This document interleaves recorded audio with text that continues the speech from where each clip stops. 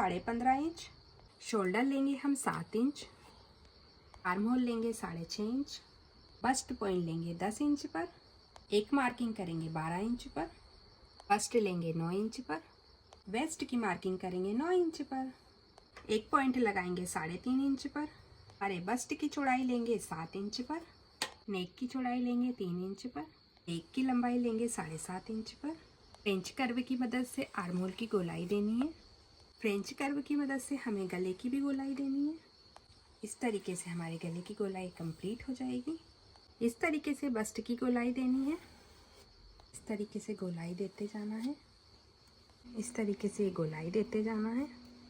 इस तरीके से ये हमारी गोलाई कंप्लीट हो चुकी है। हमारे शोल्डर डाउन होते हैं, उसके लिए हमें इसे 1/2 इंच कम करके इस तरीके से मार्किंग करनी है। यहाँ से भी 1/2 इंच कम कर इस तरीके से फ्रेंच कर्व की मदद से हमें आर्म होल को मिला देना है। अब इस तरीके से हमें इसे कट कर लेना है। यहाँ से हमें 1/2 इंच इस तरीके से मार्किंग करनी है और इस तरीके से 1/2 इंच मार्किंग जो किया है उस पर हमें कट कर देना है। ये हमारी कटिंग, इस तरीके से ये हमारी कटिंग कंप्लीट हो चुकी है। इस तरीके से हमें बैक पार्ट भी कट करना है। इस तरीके से इसे रख के यहाँ से इसे 1/2 इंच बढ़ा के सेम ऐसा ही हमें बैक पार्ट कट कर लेना है। बैक पार्ट का नेक आप अपने अकॉर्डिंग कट कर सकते हैं, आपको जो भी शेप चाहिए। ये जो पार्ट हमने अलग किया था इसे 1 इंच एक्स्ट्रा करके कट करना है। फ्रंट और बैक हमें इस कपड़े से कट करना है और हमारा जो बीच का पार्ट है हमें उसमें ये कपड़ा यूज़ करना है। ये हमने हमारा मेन कपड़ा भी कट कर लिया है। ये हमने हमारा बैक कपड़ा भी कट कर लिया है। ये हमने बस्ट के लिए 2 फैब्रिक लिए हैं और एक हमारा मेन फैब्रिक है। अब हमें हमारे सारे पार्ट को अटैच कर लेना है इस तरीके से। ये हमने बैक पार्ट को दोनों को अटैच कर लिया है। हुकाई की पट्टी भी हमने इसमें लगा दी है इस तरीके से। अब हमें इसमें बैक में जो तीरा लगाना है उसका निशान मैं आपको बता देती हूँ। यहाँ से हमें 4.5 इंच लेना है और यहाँ से भी 4.5 इंच लेकर उसे हमें 1/2 इंच सिल देना है। इस तरीके से हम इसको सिल देंगे। इस तरीके से हमें 1/2 इंच पे इस शर्ट को डाल देना है। इस तरीके से हमने दोनों में तीरे को डाल लिया है। अब आप देख सकते हैं हमारा बैक पार्ट अब कंप्लीट हो चुका है। पार्ट को भी हमने अटैच कर लिया है और इसको हमने प्रेस भी लगा लिया है। अब हमें दोनों फ्रंट और बैक के शोल्डर अटैच करने हैं। इस तरीके से हमें दोनों पार्ट को रख के इस तरीके से तिरछी सिलाई लगानी है। इधर भी हमें शोल्डर पे तिरछी सिलाई लगानी है। इसको दोनों शोल्डर को अटैच कर लेना है।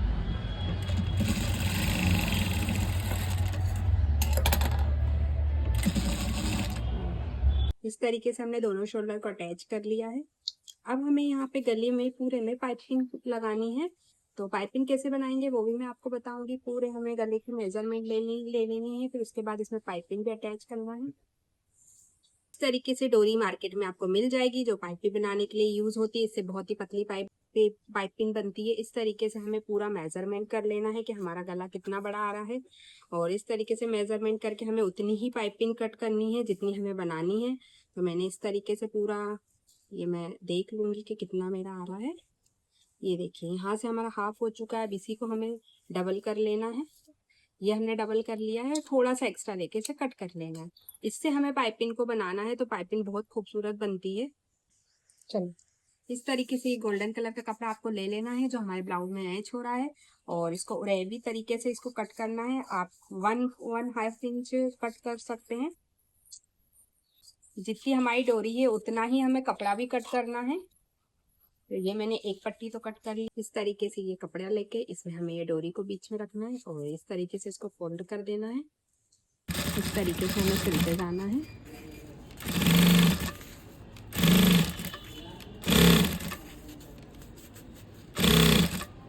इस तरीके से हमारी पाइपिंग तैयार होती जाएगी। ये हमारी पाइपिंग कंप्लीट हो चुकी है। अब इस साइड से भी हमें इस तरीके से इसको फोल्ड करके सिलाई चला देनी है। ये हमारी पाइपिंग कंप्लीट हो चुकी है। अब इसे इस तरीके से यहाँ पे रख के और हमें इस तरीके से सिंगल पुट की मदद से इसे इस तरीके से लगाना है। इस तरीके से हमें आराम से इसको लगाते जाना है और धीरे धीरे धीरे इसे गोलाई देते जाना है।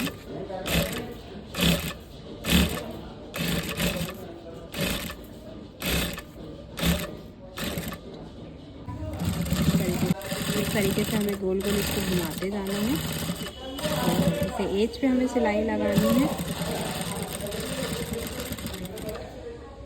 तरीके से ये हमारी पाइपिंग कंप्लीट हो चुकी है।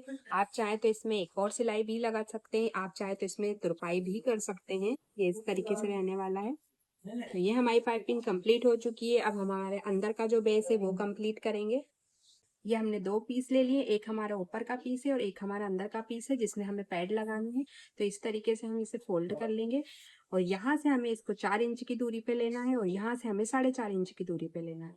हमारे फ्रंट पार्ट पे भी तीरे का निशान लगा लिया और हमने हमारे बैक पार्ट पे भी तीरे का निशान लगा लिया। इस पे अब हमें पैड लगाना है। इसे हमें 1/2 इंच पे इस तरीके से सिलाई करनी है, जैसे हमने पीछे पे सिलाई की थी। इस तरीके से हमने दोनों पे तीरे लगा लिए हैं। अब हमें हमारे पैड पे भी निशान लगाना है। तो इस तरीके से पैड को उल्टा कर लेना है और इस तरीके से निशान लगाते हैं पैड पर। ये इस तरीके से हमने जो पैड पे निशान लगाया है उसके हमारा मिडिल पॉइंट निकल आता है। अब इस मिडिल पॉइंट को हमें यहाँ पे टक करना है और इस तरीके से सिलाई लगा लेनी है।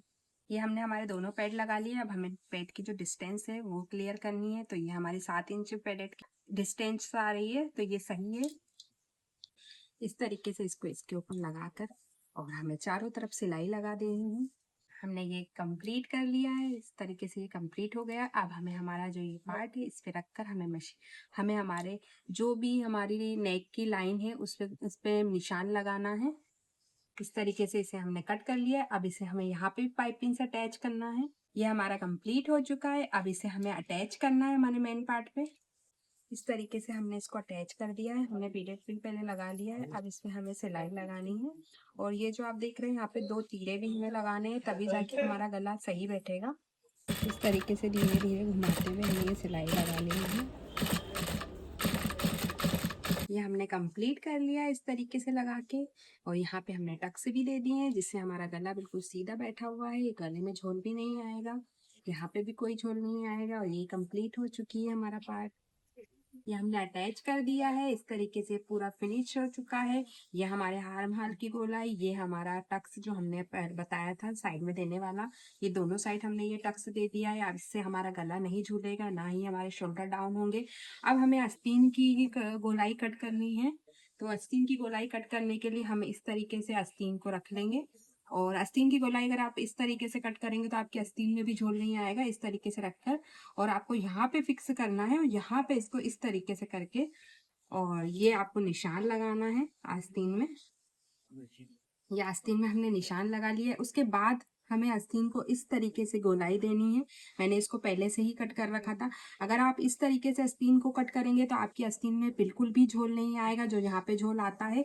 और आगे की जो आस्तीन की गोलाई होती है उसको आप इस तरीके से 1/2 इंच करके कट कर सकते हैं। तो ये जो गोलाई मैच होगी इससे आपका यहाँ का झोल भी क्लियर हो जाएगा और यहाँ का झोल भी क्लियर हो जाएगा। जो पीछे झोल आता है वो भी क्लियर हो जाएगा, शोल्डर डाउन भी नहीं होंगे, आस्तीन एकदम परफेक्ट मैच हो जाएगी।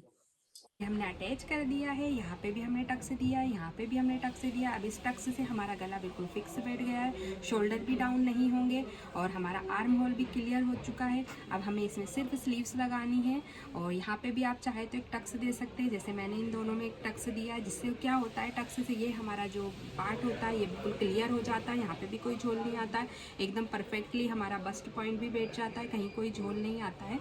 इस तरीके से आपको एक टक्स यहाँ पे देना है और एक टक्स यहाँ पे देना है। दोनों टक्स देना बहुत ज़रूरी होते हैं मधुबाला पैटर्न में या कटोरी वाले पैटर्न में। इससे हमारे जो झोल होते हैं वो सारे इन दोनों पार्ट में निकल जाते हैं। हमने हमारी ये आस्तीन कट कर ली है और इस पर कपड़ा भी अटैच कर लिया है। अब हमें हमारी आस्तीन को मैन फैब्रिक पे लगाना है। तो हम यहाँ से स्टार्टिंग करेंगे इस तरीके से और इस तरीके से गोलाई देते हुए आस्तीन को हम लगा लेंगे। आस्तीन बिल्कुल परफेक्टली देखो आ गई है, यहाँ तक ये कुट से कुट मिल गया है, पूरी परफेक्टली आस्तीन हमारी लग जाएगी।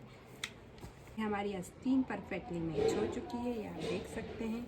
यहाँ पे कोई भी झोल नहीं आएगा क्योंकि हमने सारा झोल इस जगह लिया है और यहाँ ईजिली मोमेंट भी हो जाएगा।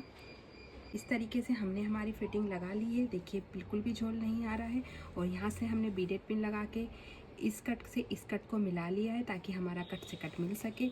और इस तरीके से आप देखिए, अगर झोल आता है तो यहाँ पे इतना क्लियर नहीं आता है और ये इतना क्लियर आ रहा है, इसका मतलब है हमारे यहाँ पे कोई झोल नहीं आ रहा है। हमने ये सिलाई लगा ली है। अब आप देख सकते हैं हमारी पूरी क्रीज से क्रीज मिल चुकी है, कहीं भी कोई झोल नहीं आ रहा है।